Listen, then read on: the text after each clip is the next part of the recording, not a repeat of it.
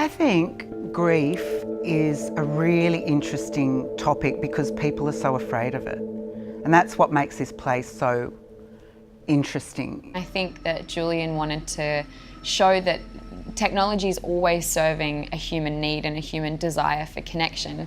It kind of embodies our obsession to not be lonely. I think it takes a certain mind to write about grief with wit and with volatility and with real life and real energy, because as soon as we say the word grief, instantly we get an image in our mind of, oh my God, that scary little dark hole we're all going to go down into. And what Julian's done is provide a very sort of dramatic, situation in order to explore a really complex topic.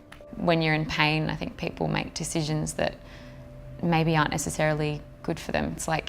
It's like people starting like a substance problem to deal with loss, and maybe technology kind of serves like a different kind of addiction. But if you say to someone, I'm stabbing you with a knife in your arm, would you like me to stop? Yes, I'd like you to stop right now. It hurts that much. It's kind of, if you make the feeling of grief physical, then you will do anything to stop it. So all the ways that people do stop that feeling, those darker, more horrible, hideous feelings, is totally understandable. Who would not want to stop it?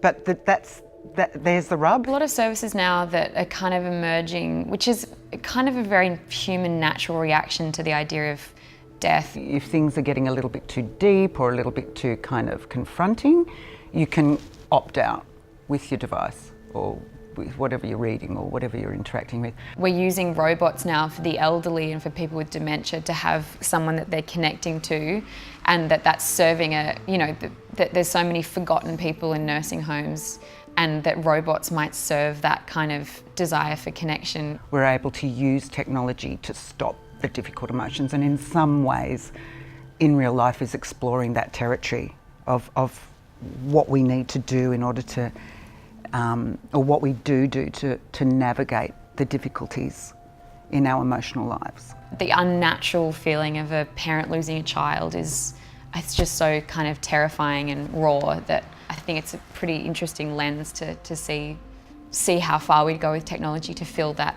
gap. Nobody really knows what they're capable of until they're presented with a crisis.